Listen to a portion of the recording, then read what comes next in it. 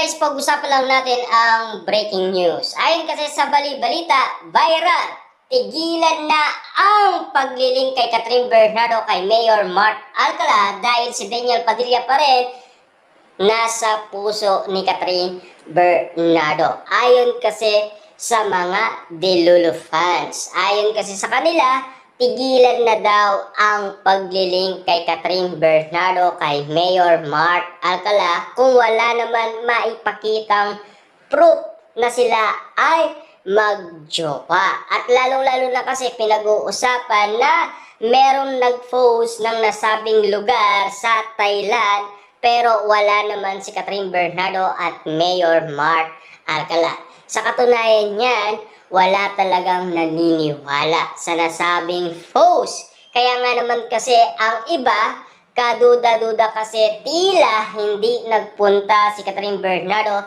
sa nasabing anniversary ng AB Clinic. Yun kasi ang paglilinaw ng karamihan.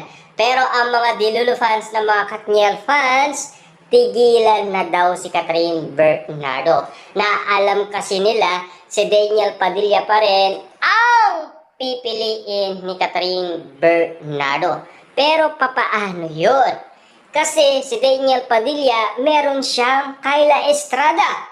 Totoo kaya ang balita sa atin ni Jake Costura na magkakaroon ng third wheel sa nasabing relasyon ni Daniel Padilla at Kyla Estrada? Yan kasi ang pinaniniwalaan umano ng mga Delulu fans, si Jake Costura. Kasi tumama na siya ng isang beses. Kaya nga naman kasi kalat na ang bali-balita ngayon na si Catherine Bernardo. Kaya ayaw niyang umamin kasi nandyan na at wag na natin paabain pa. Kasi nakwento na ng ABS-CBN ang bagong movie ng Katniel na sana noong 2025 ay nagawa na ni Daniel Padilla at Catherine Bernardo. Kaso nga lang, merong interview si Mami Min Bernardo. Diba? Na alam niyo naman siguro.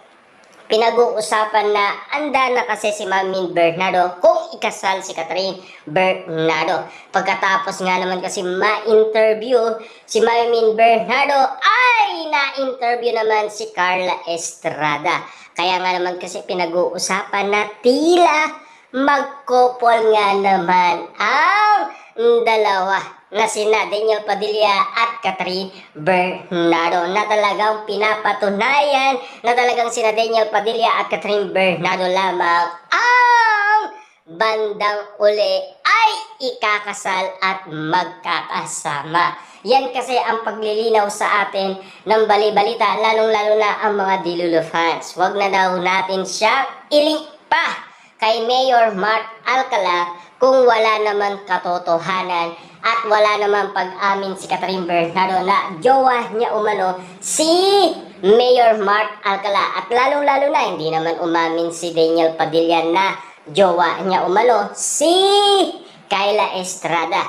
Kahit meron tayong naririnig na sinasabi umano ng social media na mahal at I love you ang tawagan ng dalawa na pinag-uusapan sina Daniel Padilla at Kyla Estrada. Ganyan din naman kasi ang nangyari kay Alden at Catherine, diba? Na pinag-usapan.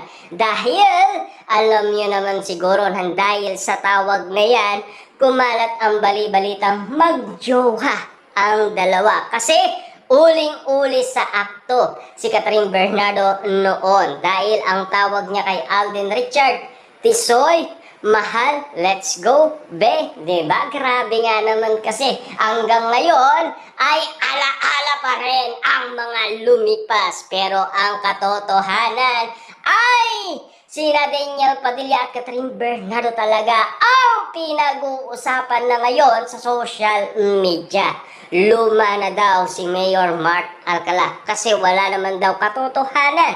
Bakit pinag-uusapan pa ang isang Mayor Mark Alcala na hinahanap-hanap na sa Lucena dahil bumabaha na at may bagyo pa at lalong-lalo na may lindol pa. Pero ang mga taga Lucena, hinahanap ang mayor nila. Ang hindi nila alam, nagbakasyon si Mayor Mart Alcala sa Thailand. Ayon kasi sa bulong-bulungan, kahit na merong nag-post ng nasabing larawan sa Thailand, hindi naman ibig sabihin ay nandoon din si Catherine Bernardo kasama umano ni Mayor Mart Alcala. Kasi ayaw maniwala kasi ng karamihan kung wala naman katotohanan. Kaya nga naman kasi ang mga Dilulo fans ayaw na maniwala sa isyong Mayor Mart Alcala at Catherine Bernardo. Kasi mas pinaniniwalaan nila ang malapit umano kay Catherine Bernardo. Lalong-lalo na ang mga PR ni Catherine Bernardo at lalong-lalo na ang bagong teleserye ni Catherine Bernardo. Walang iba kundi ang staff. Grabe nga naman kasi, di ba? Na talagang pinag-uusapan na ngayon sina Daniel Padilla at Catherine Bernardo. Sila nga ba talaga ang muling pag-uusapan sa social media? At lalong-lalo na kapag nagkasama na ang dalawa, siguradong marupok lang yan, di ba? Na talagang umamin naman ang dalawa na tila yan talaga sina Daniel Padilla at Catherine Bernardo. Na alam niyo naman siguro, mahal pa rin nila ang isa't isa, tinatago lang nila. Ayon kasi sa mga Dilulo fans. Kaya nga naman kasi, wag na daw i-link pa si Catherine Bernardo kay Mayor Mart Alcala, lalong-lalo na si Daniel Padilla. Wag na nating i-link pa kay Kyla Estrada kung wala naman katotohanan. Na alam niyo naman siguro si Alden Richard at Catherine Bernardo patuloy lang sinisip noon dahil sa mga tawagan. Na alam niyo naman siguro, nagkamali si Catherine Bernardo dahil huling-huli nga naman siya, pero hindi naman pinapatunayan na magjowa sila ni Alden Richard. Kaya nga naman sa ganitong sitwasyon ay tamang promotion lang ang iniisip ng karamihan. Kaya nga naman kasi back to back ang social media sa pinag-uusapan Daniel Padilla at Catherine Bernardo na talagang sinisigurado nila na comeback ang mangyayari at igit pa dyan ang pinag-uusapan kasi naglalaylo na ang dalawa. Baka nga naman kasi pasikreto silang ikasal, walang nakakaalam ni isa. Kita nyo naman ngayon, alam nyo naman ang nangyayari ngayon sa mga artista, di ba? Pero matatakasan ba ni Daniel Padilla at Catherine Bernardo? Kahit ikasal man sila sa beach, marami naman taong nakakakita. Diba? Na alam niyo naman siguro, pinag-uusapan si Mayor Mart Alcala at Catherine Bernardo, paano sila nakatakas, diba? Ayon kasi sa balita, para silang kriminal kung makatakas, ang galing nilang makalusot at makapunta sa Thailand. Wow, grabe!